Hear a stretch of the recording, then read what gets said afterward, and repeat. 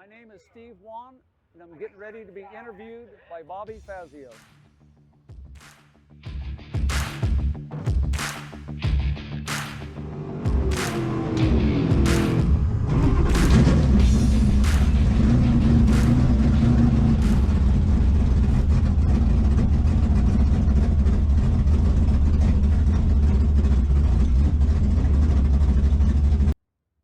Here we are at New Media Dragway. It's 2022. It's the Lucas Oil Divisional Series, Division 1. And I am checking out a car that is driven by somebody that should be on the West Coast right now. He's on the East Coast, so this is great. I don't even have to travel out there to get an interview with this gentleman. And he's not really driving the car that I know him to drive, which is a really cool 1962 Plymouth Fury. Today he's chilling in a 1969 Plymouth Barracuda, 440 single 4-barrel car. And, well, everybody must know him. His name is Steve Wann. Steve, how you doing, sir? Good, how are you? I'm doing great. Steve, tell everybody what town in California you come from. I live in Modesto, California. And that is like up north in the south? I'm Northern California, 75 miles south of Sacramento.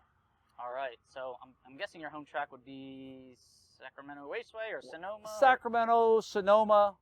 We don't race much at either one of them anymore, but that would be the closest tracks. Right. Well, California's got to get its act together a little bit, right? Oh yeah. All right. So Steve, you're running C-Stock automatic with this Barracuda. Now this is not your car. This is belongs to Ray Vignogna. Okay. Ray Vignogna is a gentleman from the New York area. New York, correct? yes. I've heard his name a lot since I was a little kid. Now, 440 cubic inches. What's the advertised and NHRA rated horsepower on this? The factory rating is 375 horse. The NHRA advertised in horsepower factor is 345. So advertised at 375? Yes. D-rated to 345? Yes. Ah, you don't hear that too often on these interviews. So what is your minimum weight for C-Stock automatic? 3275. And then the index for C-Stock automatic? 1140. Okay, and how's the car been running? What's the fastest you've gotten it to go? So far, the fastest I've ran with it's 1040. 1043. That's pretty good. Yeah. I work for Bob Pinella Trucking in the race car shop, and it's a place where I'm treated very well, and I can't say no to anything because they help me with everything I do.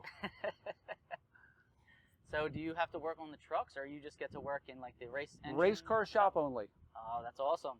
Every now and then we'll do something for the truck shop, machine work wise, but that's it. Strictly race cars. Okay. Well, that sounds like a fun job. Oh, it's in great. Sunny California. Now let's talk about this 440. I'm assuming you built this engine, correct? Yes. Now in Stock Eliminator, anybody that's been listening to these interviews, you do have to run stock block, crank, unless things are aftermarket approved, stock heads, stock carburetor, cam with stock lift. The heads have to have stock valve sizes. So, Steve, can you give us a little insight? What are the stock valve sizes on this 440? The stock valve sizes is 2.080 on the intake valve, 1.740 on the exhaust valve, and the factory cam lift is 455 intake and 470 exhaust, and we're not allowed to exceed those numbers. Right, so they have to, all of us in Stock Eliminator, myself included, have to stay within those numbers. Now these are the cast iron heads on 906 Chrysler heads. And then the carburetor, what kind came on this? That's a 1968 Carter AVS. And what's the approximate flow rate of one of those? 700 CFM. Okay. And I have to take a peek inside the car, so let's do that. What kind of transmission's in this car? It has a ProTrans. It's a 3-speed torque flight automatic. And ProTrans out of Texas now, right? They used to be in California. That's correct.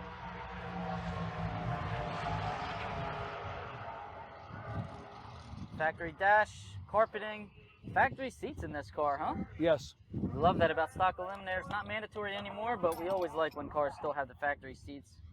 No back seat in this car, but as you all know, we don't need a back seat in Stock Eliminator if you have a roll bar. And what kind of rear is in one of these cars? This has a Chrysler 8 3/4 stock rear end. And it will soon to be fitted with a Dana, I'm sure. Because these don't last very long when you put good power to them. Yeah, okay. How about a gear ratio? You willing to share? 456. 456. Yeah. And then the torque converter. What kind of torque converter? An ATI. 8-inch? 8-inch, yes. 8-inch torque converter. And then what kind of RPM do you turn with the car? This thing runs 6,700 at the finish line. Okay, so it's not super high. No, or- no. And then what do you shift it at? I try to shift it about 64. Okay, so it's really not screaming. So No. do these motors live a long They live. time? They generally live forever. Okay. So your 1962 Plymouth Fury, can you tell everybody how you acquired that car and what led up to that? Because I know a lot of people know you for that car, and I want to get the backstory. Well, I've had previous cars. I ran a GTX with a 446 pack for 17 years. Then I built a Dakota pickup and ran super stock. Then I sold it and built a 69 Barracuda like this one and ran it in stock and super stock. And then I had a 6-year bout with medical illness that forced me to sell all my cars. And then Mr. John Shaw gave me Mr. 413, which is my 62 Plymouth, because he wanted me to have something and keep racing. Wow, that's a generous Yeah. offer there. So now all I've done is work myself to death on it to try to make it better, but it's a team effort for myself and him as well. Wow, that's a great story. Now, Steve, working at Pinella gives you a chance to work in the engine shop. Are you assembling all these motors? You do everything on the motor from top to bottom? I don't do many motors at Pinella's. I do some. I do all of these engines at my shop at home. The Mopar engines I do pretty much at home. Oh, okay. How'd you do today? I lost a real close race first round. I had a 013 light. My competitor was 019.